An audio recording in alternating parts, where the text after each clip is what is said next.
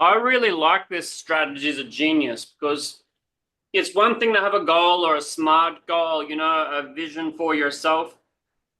And maybe 1 year I can get to there, or 2 years I can get to there, but then Yeah, maybe I change directions and go there.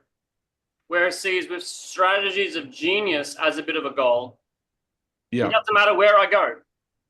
It doesn't matter what direction I'm shooting or if I'm just being present. Or those strategies help me. yeah. I think of it as a generic state that you can apply in multiple situations, and it's one hell of a resource state, frankly. Very good for solving problems, and I mean, combining those particular patterns, those particular strategies or patterns together, it gives enormous flexibility. Um, and we're going to touch on something tonight too in relationship to this, basically high performance flow states, or what Grinder refers to as content-free high performance states. As a structure to these states, and they're highly valued, and we want to build that into our genius state. So that when we're in that state, we're in a state of flow at the same time.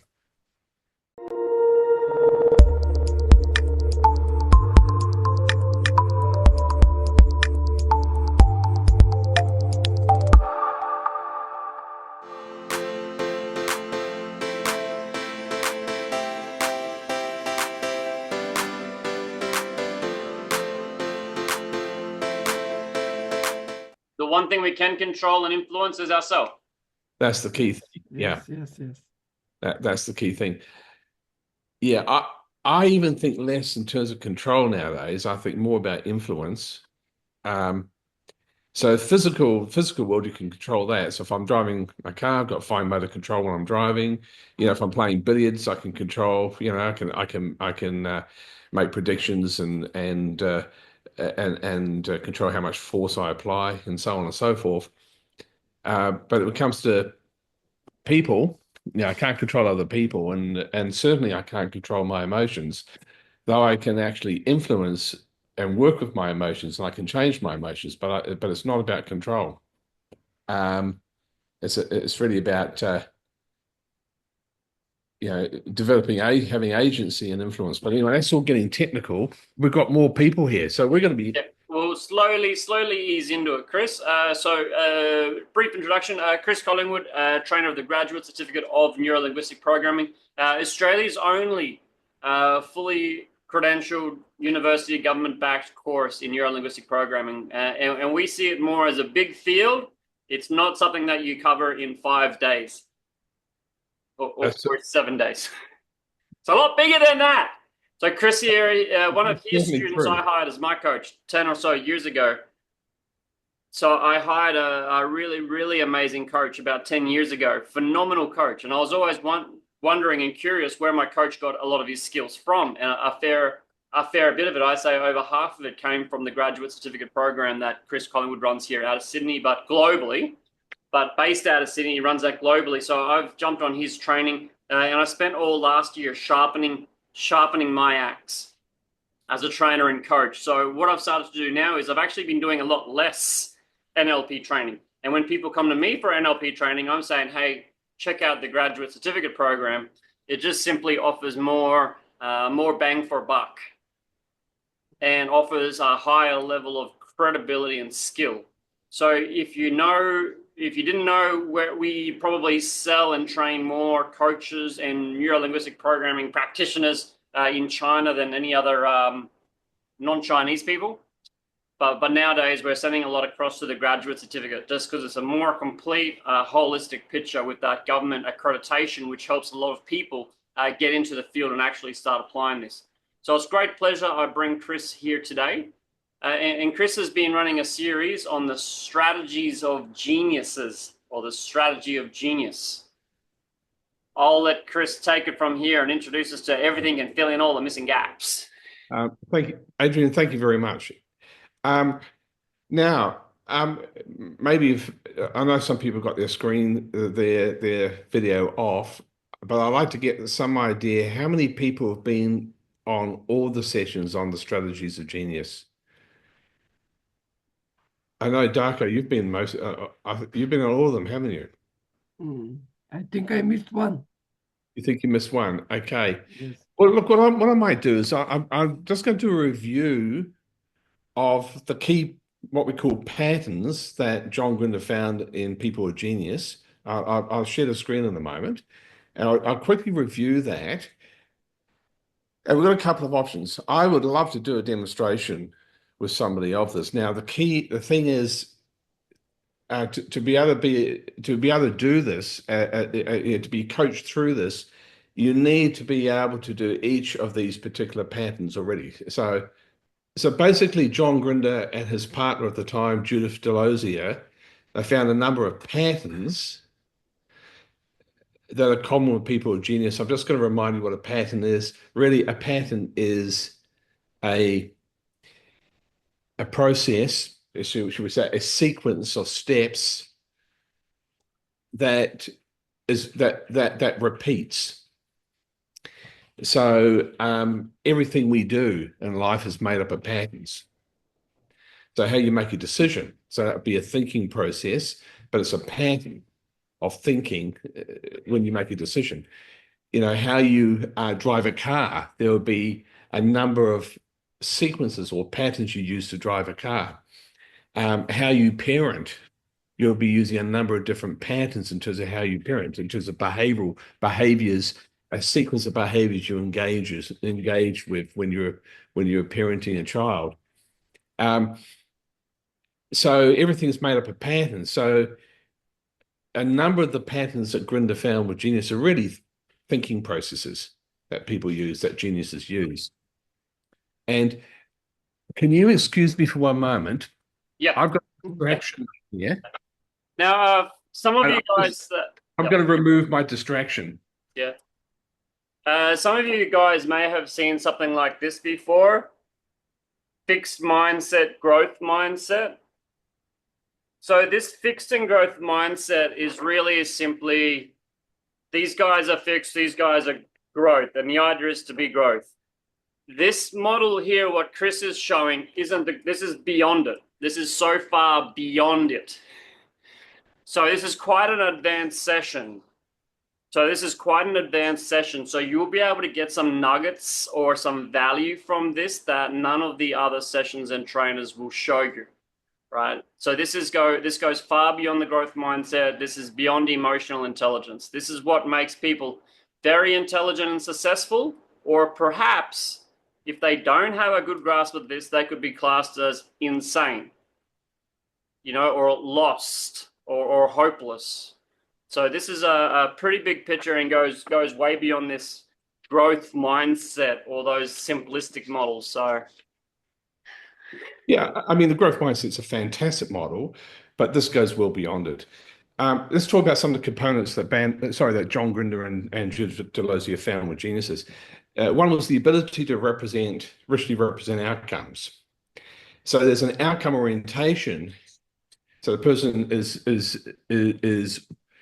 motivated towards the achievement of outcomes, and they represent their outcomes in their mind. And from an NLP perspective, we have very sophisticated ways of assisting a person to represent something they want. Something called perceptual positions. Now, I don't know to what extent you've been exposed, people have been exposed to perceptual positions. I know Darko has. I think Frank might have been. I know Adrian has. I don't know, Sonny, whether you have. So why don't you just wave a hand if one of these topics, one of these elements you've not covered before. So let's start with outcomes. Representing outcomes, we've got some NLP processes for doing that. Whoopsie, what have I done?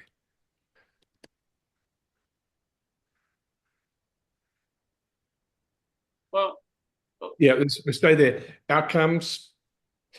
So we've got some NLP processes, what we call outcome, intention, consequences. We've got the well-formed outcome. Okay, perceptual positions. And so the ability to use what we call first position, be able to take an observer position, what we call third, to identify another person as if you're walking in their shoes, second position. So that's called perceptual positions. Now, this is a skill that I think most of you as human beings would have, the ability to construct visual images, so to be able to make up images. So there's a difference between recalling pictures of things you've seen before, the ability to construct pictures, to create pictures.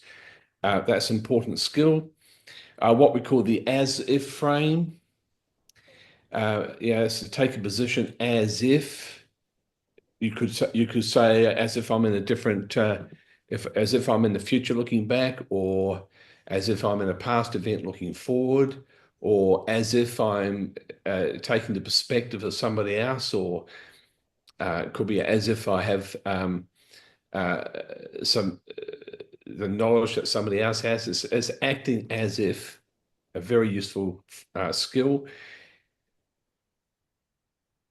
I've got here the sensitivity to communications from the unconscious mind, in brackets I put intuition. In NLP, we talk about the conscious-unconscious interface. That was the main topic last Zoom session we had. And we got some really positive feedback there. A lot of people from Chris's session went deeper with that, and in the following days, I got a fair few messages from people that started to realize, wow, this is so much more powerful. It's not just yes, no. And there was a lot of amens and a lot of hand clapping. A lot of people realizing that there's so much more to that than just yes, no. So the big frame around that, thank you very much, Adrian. The big frame around that is, if anybody missed the last session or the session with you last week, our unconscious minds give us communications on a daily basis. We have communications from our unconscious minds. It's a normal thing, and the key is becoming sensitive to the communications that we have from our unconscious minds and knowing how to work with them. And I think a major contribution by John Grinder was really making very clear the different roles of the conscious mind and the unconscious mind, because there are distinct differences in those two types of mind. And part of the name of the game is really developing that relationship between your conscious mind and your unconscious mind. So we did a whole session on that, and that very, very important. Chunking, another previous session, we did a whole, we reviewed how to create what's known as logical inclusion sets, how to chunk information and how to organize it in a hierarchy. And there's a little thing in there which just makes your life so much better so easily. So in that session, one of the key takeaways for me was chunking up and chunking up again. Like doing a double chunk up. And in the process of just chunking up, but doing it a second time, it is a game changer. It just makes everything in life so much easier. Yeah, it's a very, very important pattern, the ability to chunk. It's one of the key patterns that people like Elon Musk have. Musk has the ability to chunk up. He calls it thinking in first principles. Well, chunking is how you do it. It's how you think in first principles. And many geniuses have it. Oh, by the way, Musk is a genius as far as I'm concerned. No doubts about it. And that's one of the patterns he uses, is chunking. And the ability to enter into an attention external high performance state. Now, what do we do with this? Well, these are patterns that I typically teach my students. Well, not typically, we do teach our students each of these patterns as part of our graduate certificate program. And when we get to this section of the course, we help people build a state constructed out of these elements. And that's what I'd like to demonstrate tonight, how to put all these patterns together to build a state, a genius state. But we need to cover something first before we can do that. We need to look at this. Where are we? Yeah. So we want to talk about what Grinder refers to as content-free high-performance states, but another name for these states, they're flow states. Can I get maybe a show of hands? Who's heard of flow? Who's come across flow states? And if you have, put your hand up high so I can see it. Three of you. Okay, that's okay. Let's talk about flow states. So it comes from the work of a Hungarian psychologist who I believe passed away only 2 or 3 years ago. I have great difficulty pronouncing his surname. Anyway, Mihaly Csikszentmihalyi. Thank you very much. And he defined, what a flow state was, and he did research into these states that people enter into. So they're high performance states where they're highly desirable states that once a person's experienced a flow state, they just love it. They want to have more of it. An example for anybody here who plays golf, the golfers refer to a flow state. They don't know it's a flow state, but it is a flow state. They refer to something called being in the zone. So you're out there playing golf and you're in the zone and you play exceptionally well. And you often see this with sports people, top performing sports people enter into a state where everything just works really well. And let's talk about a little bit of what they experience. A good example would be professional tennis players. Now, if you observe a game of tennis with top performing tennis players, you can see the ball is moving at an incredible speed. And yet these people somehow seem to be able to hit the ball back. And if you talk to some of these elite tennis players about the state they're in when they're performing, when they're playing a game, especially if if they're in a competition, subjectively they feel as if time slows down. So we refer to that as time distortion. So one of the experiences of people in flow states, they talk about the present seems to be expanded. Their perception of the present is expanded. Now, it's not just restricted to sports people.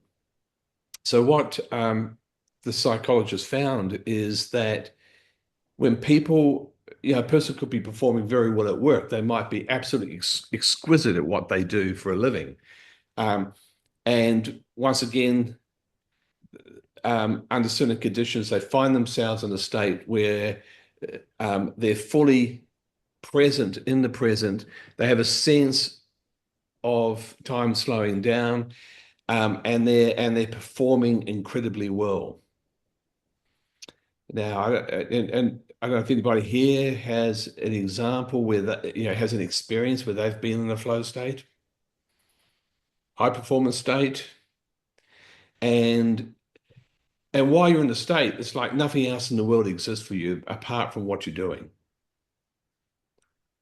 Okay, so Darga has congratulations. It's a wonderful state. Now, Grinder, what he found that he calls them content-free high-performance states. It's the same thing as a flow state. When he examined the experience of people in flow states, what he found is the person's attention is typically external. Now, once again, I don't know if that's meaningful, so I better explain that.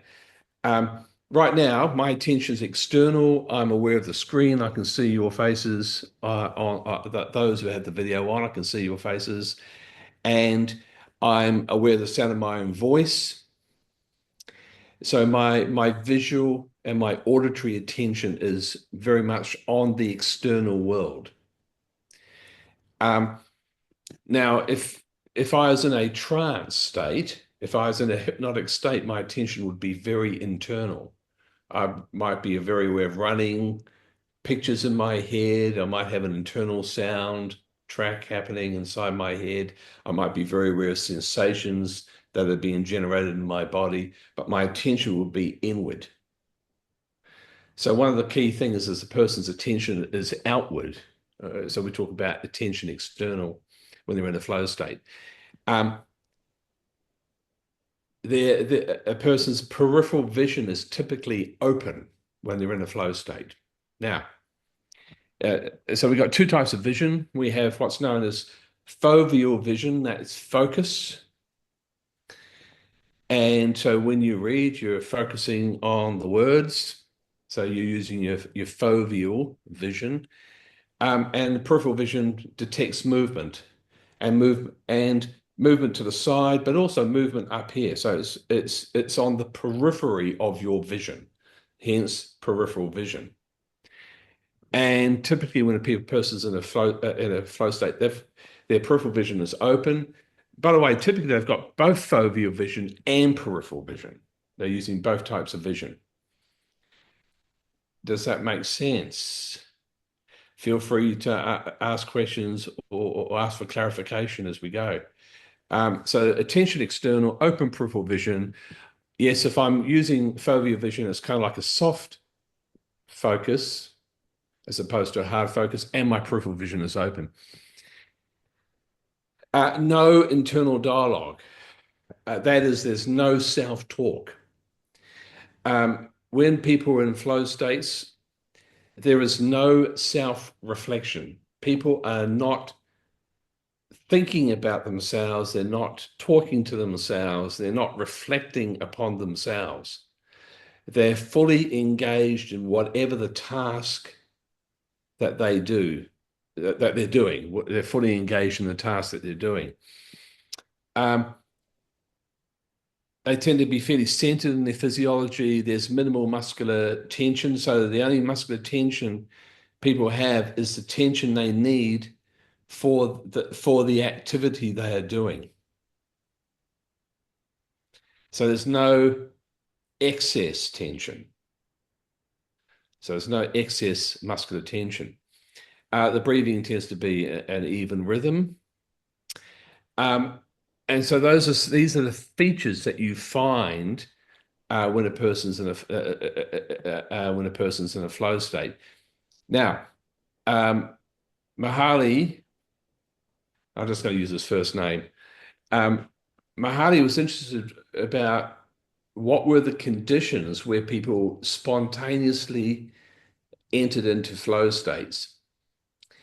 And what he found was the following. One, a person is doing something they're skilled at doing. So a top performing sports person, let's say the tennis player, that's an area of expertise. They're highly skilled at playing tennis. So they've put thousands of hours of practice in to become highly proficient at what they do. So what he found was they're doing something they're highly skilled at doing. And then the other factor he found, which I think is most interesting, is they're in a context where they're doing the activity where there's enough challenge. It has to have a level of challenge, enough to kind of push the person to perform. So, a person could be a top tennis player, they may be practicing, they're less likely to be in a flow state. They could be highly proficient and be playing a good game. However, when they're actually competing, they're in a competition game, the challenge is they're playing somebody else who's also highly technically skilled at the game. So that gives challenge. That's the context. There's challenge in the context, and that's a requirement for people to spontaneously enter into a flow state. Now, Can I share something with this, Chris? Cool. Yeah. When you said about that, I remember when I was leading a workshop, accessing intuition, leading the workshop, and when that was happening, all my attention was out. Yeah. All my attention's out on the people, and it's out, and I kind of see everything. I can zoom in to see someone's facial expression, but most of the time it's open in the peripheral. And Yeah. my mind stops going. It's like all my attention is out there, and I'm on them, and I'm Yeah. centered and open and breathing. Now, if my attention starts to go inside, what am I supposed to do next? I start to exit the state. That's right. If I go focus in on one person and I stay focused too much on one person, I lose that state. If I start to talk to myself too much, I lose the state. Yeah. That's Yeah. right. And if my breathing, or my physiology starts going out, or I start getting an irregular breath rate, I can get out. Yeah. So when you're in a training or coaching context, your attention's external. You've got open peripheral vision, and there's no internal dialogue. You're not thinking about yourself because your attention is on the person or the people that you're working with. You've got a centered physiology and you've got even breathing. And that context of teaching or coaching, those two contexts, are challenging enough to trigger, to activate a flow state. So, so that's what you're doing, which is fabulous. And of course, if you start talking to yourself, you start to lose the state. Your state starts to change. You start to lose that flow state. Or if you become overly focused on one person, or you could be focused on just one thing somebody is saying, and all your attention goes to that one thing, that can take you out of the state. Or I'm not saying this happens to you, but let's say something happened and you tensed up and you suddenly had excess muscle tension. That would take you out of the state. Um, so well done. That's a good example. That's a very good example.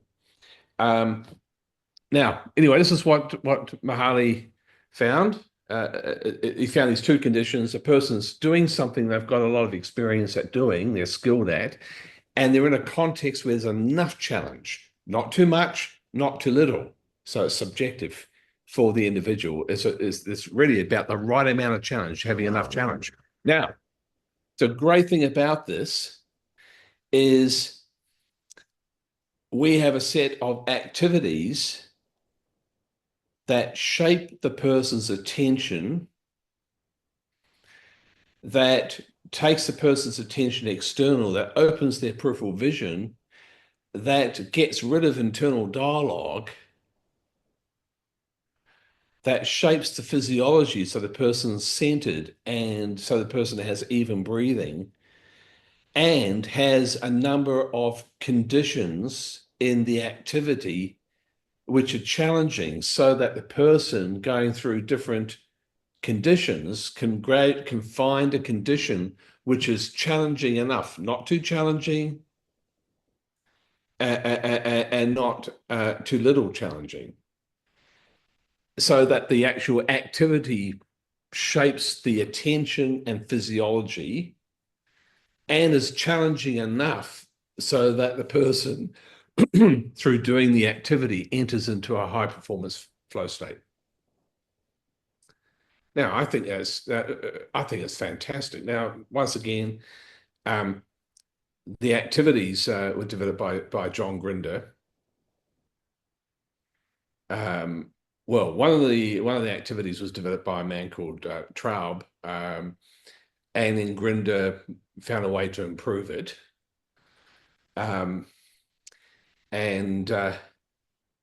So we've got a number of games, we call them Nuco games, that build context-free high-performance flow states as a byproduct of doing the game. So just backing up, this is what we do So somebody wants to experience a genius state. What we do is we have them do something called a circle of excellence, where they spatially and physically mark a space on the floor, which is where they're going to build their state. They then access each of these elements one at a time. So they might go through the format called outcome, intention, consequences, and they take that format and then they step forward into that space they marked out. So now Adrian's doing it right now. Why don't we just take Adrian through? Okay, we'll just show this. Let's put it all together. So I'm going to stop the share. So Adrian, why don't I just take you through? Okay. So what I'd like you to do is choose a space in the room where you want to build your state, your high performance state. Sorry, your genius state. Right here. And he's marking it with, I think it's a water bottle. There we are. Okay. So there we are. Okay. And then stand back from that space. Now, what we would formally do, have a person have an imaginary circle there, but so just put an imaginary circle there. Okay, you can mark it physically. There we are. And what I'd like you to do is we're going to take the first one as ability to create outcomes. So what I want you to do is review the NLP process called outcome, intention, consequences. So I'm going to remind you what that is. You think about something you want in your imagination. You put yourself into the future where you have what you want. You note what's the evidence, what would be sensory-based evidence in the world. What would you see, hear, feel that would be evidence that you've got what you want?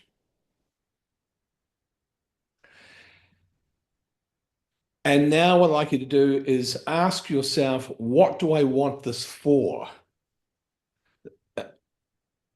We just lost it. Okay, so ask yourself, what do I want that outcome for? That's the intention.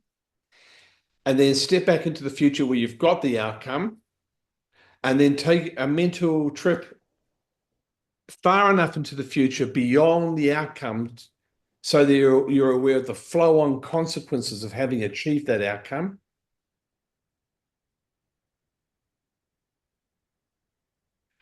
And then you compare those future consequences against the intention for fit. Are they aligned? Do the consequences fit with the intention? Yeah. And that's at the most basic level, that's outcome, intention, consequences. So we define an outcome, and the way we test an outcome is by identifying the intention for the outcome, what do we want the outcome for?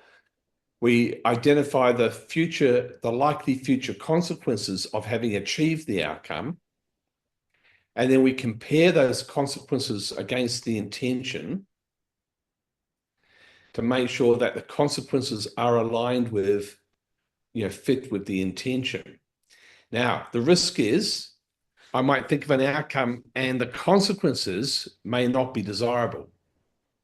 The future consequences may not be aligned with the intention.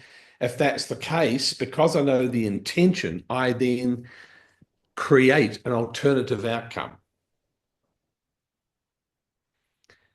And then for the alternative outcome, I think about the future consequences and I test that alternative by comparing the consequences with the intention. But anyway, you've got an outcome where the consequences are aligned with the intent. So the important thing is that's the process. You know the process, and I know you've done this many times.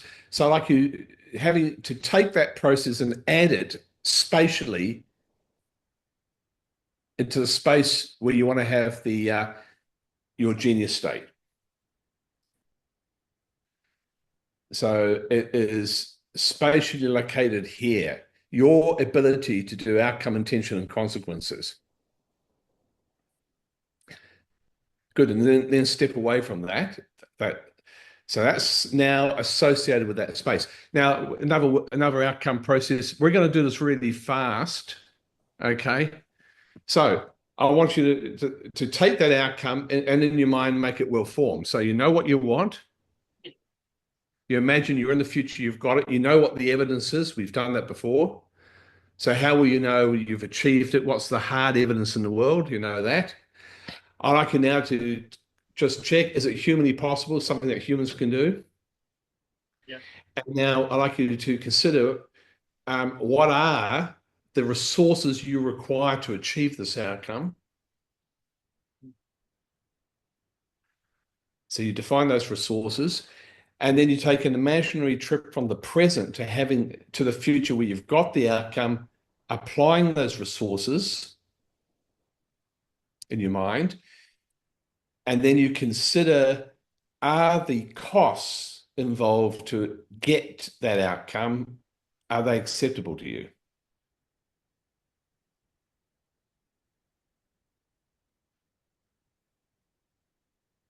Yes. Good. And then the next thing you do is you check, is this within what we say your aegis? That's a combination of agency and influence. That is, are you operating from the inside out, that you're actively engaged in creating this in your mind as agency? And do you have the ability to influence other people that are involved in the project or influence the context to achieve this? And then the final test is we ask, if you could have it now or in this time frame, would you take it? Yes. We call that a congruence test, because you want to make sure you really do want the outcome. And that's how we test that. So you take that process, the ability to make an outcome well formed, that is, you know how to define an outcome, explore the evidence, make sure it's humanly possible, identify the resources, test that the costs involved are acceptable, make sure that you've got the agency and influence to make this real in the world, and then the final test, making sure you're congruent about having it. And take that skill and add that into your circle of excellence. So you add it in to that spatial location. So in that spatial location, you've got two patterns, the outcome, intention, consequence pattern. You know how to do that, and the well-formed outcome pattern. And then kindly step back. Now, the next one is multiple perceptual positions. Now, we went into that in more depth on the first session. So rather than teaching, I'm just going to take you through it. So you know how, I'm going to remind you, you know how to, if you imagine somebody else you're in conversation with, you know how to be in your position in relationship to them. And your position is to do with your wants, desires, your outcomes, your values, etc. Your position. You know how to mentally put yourself into an observer position where you observe yourself and the other person. And you even know how to build a clean third position, a clean observer position. That gives you a different class of information. It gives you information about the relationship and patterns that may be running between yourself and the other person. And you also know how to shift from the observer position into the position of the other person as if you're walking in their shoes, so that you can get a sense of what it must be like from their position in the world.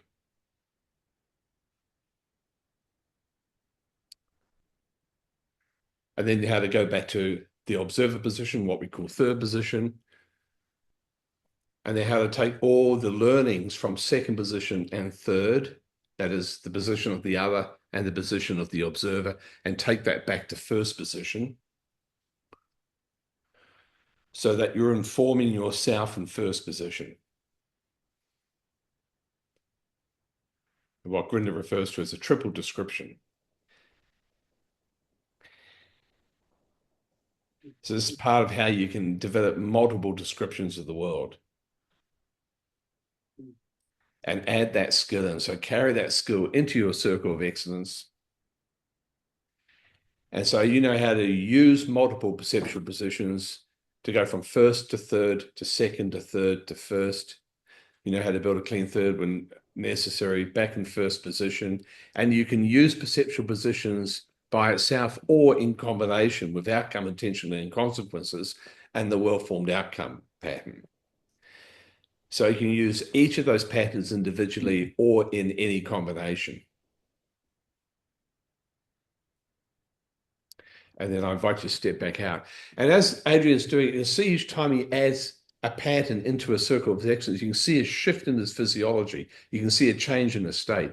Now, Adrian, you have the ability to construct visual representations. Now, you even know how to shape your physiology because you're NLP trained to support visualization as looking up and looking to either left or right, dependent on how you're wired, but you know how you're wired. And so this ability to construct pictures.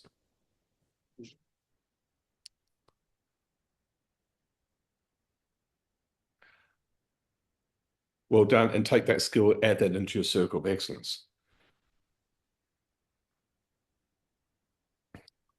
So your ability to construct is a critical, powerful skill of genius. And you can use it individually or in combination with perceptual positions, individually or in combination with outcome, intention, consequences, and the well-formed outcome patterns. So you can use each of these patterns individually or in any combination, because these are patterns that you've trained yourself in. Then I invite you to step out to third. Sorry, step back out of your circle. Now, you know how to think as if. It's just like children. You know That's pretty powerful. That's a pretty powerful space. Yeah, That's a pretty powerful space. Well, we're just warming up, by the way. It's going to get a lot more powerful yet. So well done. So you know how children will play dress up, pretend they're other people, and all this sort of stuff. That's thinking as if. So you're going to act as if you're somebody else. That's what children are doing when they play those games. So one way to think out, people talk about thinking outside the box, and one way to do it is act as if you're somebody who has critical information or insights that might support you in the project. That's acting as if. You could act as if you're in the future, you've already achieved something, and you've already been doing this with the outcome exercises. You could act as if you're perceiving this through a different cultural framework. I know you lived in China for many years, so you could look at a project and you could act as if you're Chinese with that cultural background, get a different perspective on it. A couple of thoughts come to mind, like jumping into the water. I act as if I'm brave, even though I might be like shaking, and acting as if I'm confident in some situations where I'm not. And acting as if I'm local sometimes when I'm not. Well done. So these are all examples of thinking as if, acting as if. So I want you to take that skill. You've got plenty of examples from your personal history. Take that skill, that pattern, and add it in to your circle of excellence, adding it into your genius state. The thing is, you can think as if, as an individual pattern, or in combination with outcome, intention, and consequences, and well-formed outcomes and perceptual positions. So you can use each of those patterns individually or in any combination. And then I invite you to step on out of your circle of excellence. Okay, now, chunking. Look, quick, very brief story. One of the major transformative learnings I had was from John Grinder. I was driving somewhere. John was a passenger, and he heard me talk about something being easy, and he said, well, what's the other end of easy? I said, well, difficult. Something can be either easy or difficult. He says, I propose a different approach. He says, instead of thinking about ease and difficulty, think in terms of simplicity and complexity, because anything complex can be made simple. And the process we use to take something that's complex and to make it simple is we break it down into simple chunks. We're using chunking. We break it down into simple pieces. That's what chunking is. So it's how we organize information. Now, in terms of a logical inclusion set, your ability to chunk up, to chunk down, and chunk sideways. So just remind you, this is really in terms of thinking in terms of sets. This is a logical thing. Hence, it's called a logical inclusion set. So if we take a category, we might take, for example, we might take motor vehicles. Now, to chunk up, you've got to think, what are motor vehicles an example of?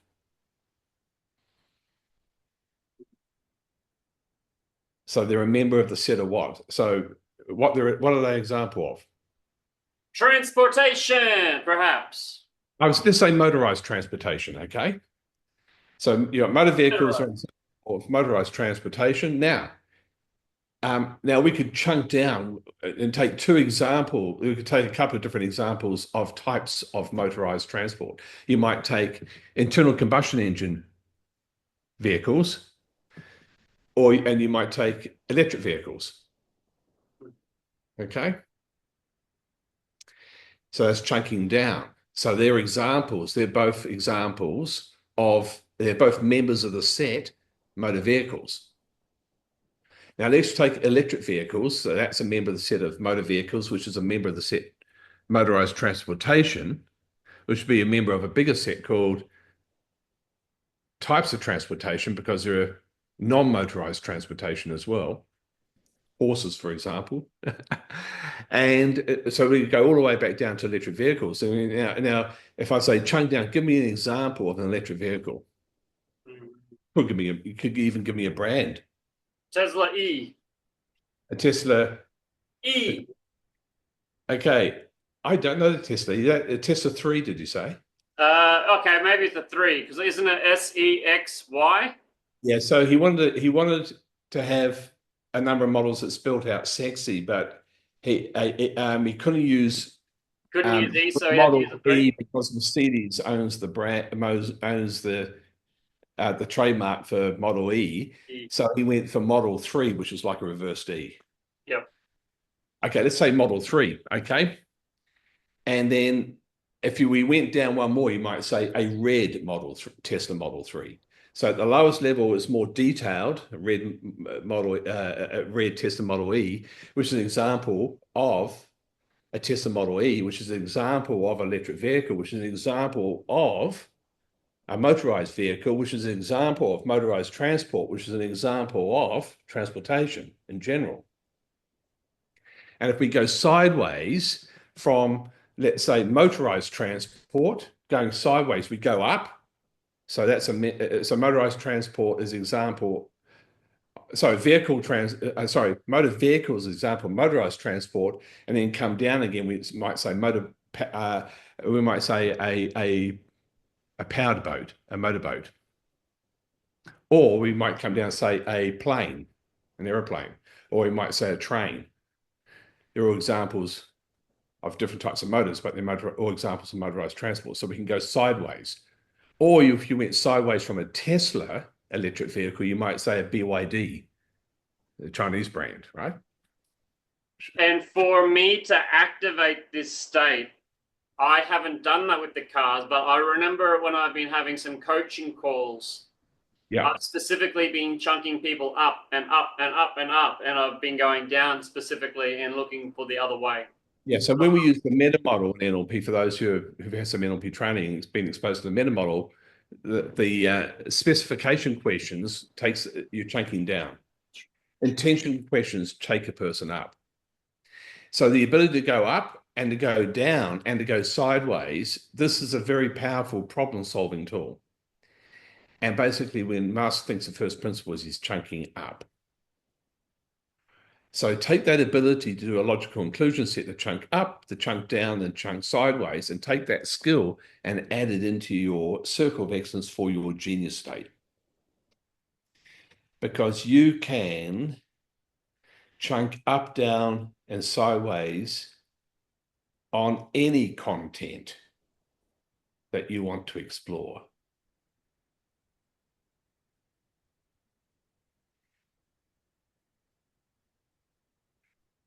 And you can use that ability to chunk up, down, and sideways. You can use it individually or combine it with well-formed outcomes and outcome intention consequences, or perceptual positions, or thinking as if, or visual construction.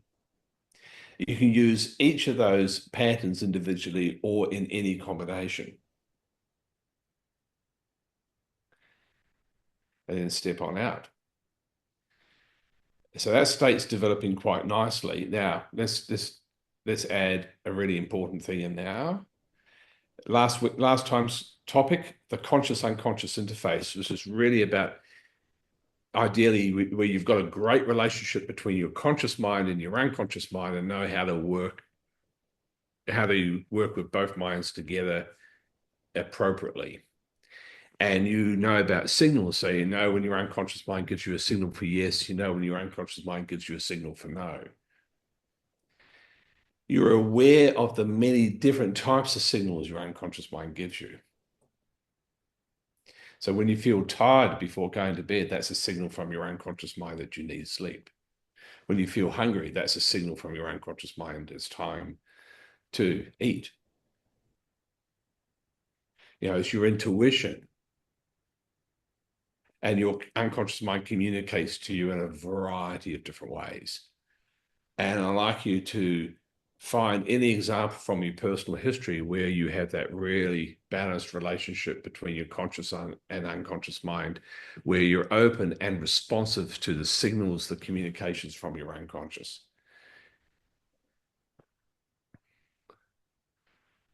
And add that in.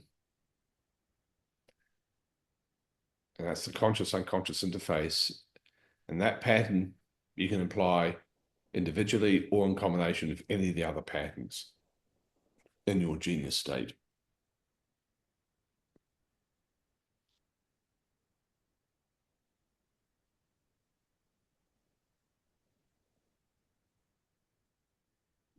And when you're ready, step on out.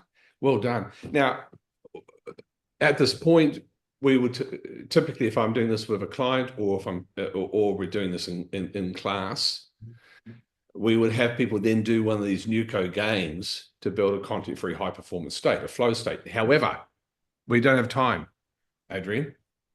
Okay, that will do. But normally it takes between 15 and 20 minutes to do.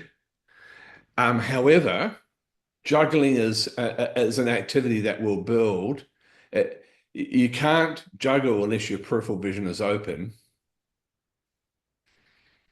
And if you're talking to yourself, you're going to drop the balls. So you can't self-reflect. You can't do internal dialogue.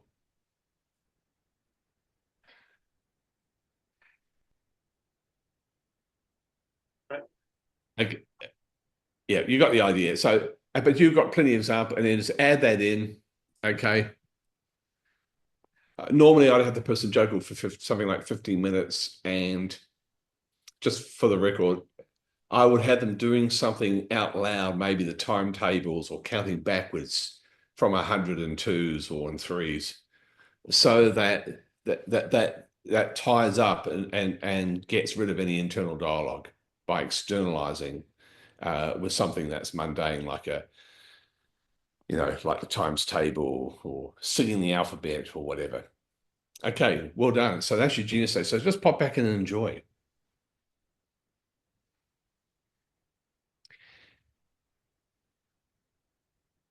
So your genius state contains these patterns that have been identified by Grinder and Delosier as patterns of genius. So in this state, you have full access to those patterns. And anything is possible. So your unconscious mind has, via the state, you've got access to. So your unconscious can generate whatever you need, generate ideas, solve problems, the whole, as I say, the whole 9 yards. Now, let's pop you out for a moment. We want to apply this to something, don't we? We want to use this. So this is something that Adrian can do. I'm sorry to do this, but kind of leave that state aside, okay? Kind of shake it off. Sorry to do this. So shake it off. Now, what I want you to do is find a context where you have a challenging problem you're trying to solve that you haven't solved yet. Okay, now mark that somewhere else in the room and mentally put yourself into that situation. So you put yourself back into that situation, first position. So you're aware of what you see here, feel when you're in that context. Good. And when you've done that, step out to third, shake it off. Let's test that that's properly set up. So now I'd like you to physically go back into that spatial location where you got the problem. First position. And you should have the problem state fully, the present state fully activated. Yeah, good. Step out, shake it off. Now, when you're ready, make sure it's shaken off well and truly. Okay, when you're ready, pop into your genius state. So that activates. And give it, 10, 15 seconds to fully activate. And now carry that, when you're ready, carry that state with you and take it into the problem context.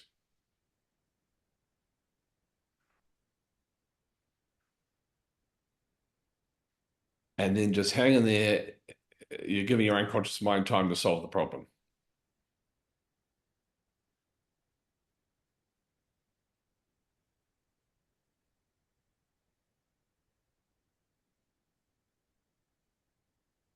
Good. So that situation, any different? I've got it. You've got it. You've solved it. Yeah, there's no indecisive. So you know what to do. Yeah. You've made your decision. Yes. And you feel resourceful. Do you feel resourceful? Let's just check. Yes. Yeah. Now, how long will that take? That was what, 30 seconds for that problem to be solved? Yes. And after, I might take it to one or two other contexts. That's right.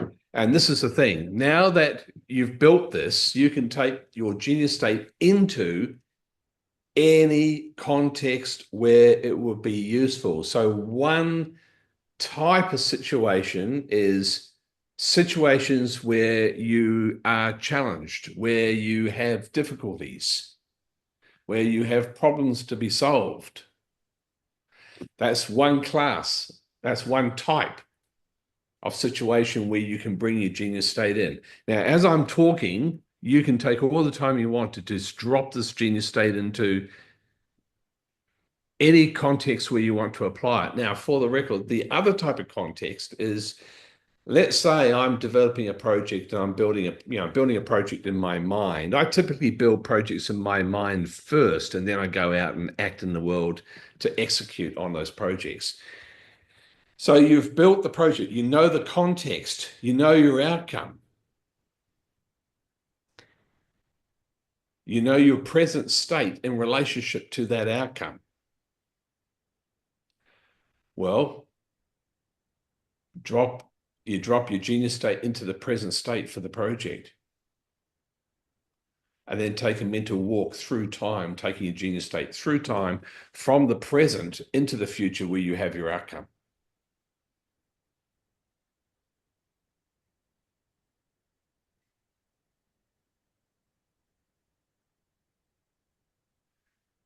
And by doing that, your unconscious mind is able to define ideas and particular different possible pathways and resources you might require to achieve that outcome.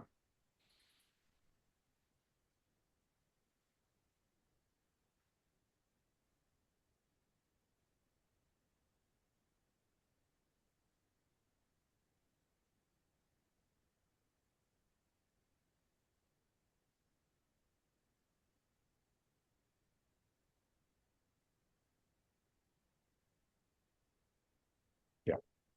Well done. Any feedback you'd like to offer for people or for me? One little thing, I'm not sure if you mentioned it, I think you did, or not explicitly, is sometimes it takes a minute or half a minute for the brain chemistry to kick in. So when I first go there, I feel it, and after 30 seconds, the whatever chemicals, I really start to feel it. You need to give yourself 20, 30 seconds for it to fully activate. Yeah, so that's a good point. Very good point. Boom! You made it here! Good on you. Make sure you click the subscribe button below and check out the playlist at the end. If you'd like to come along to our Sunday sessions where we host a live, free Q&A for our students and members, you're welcome. I'll see you there.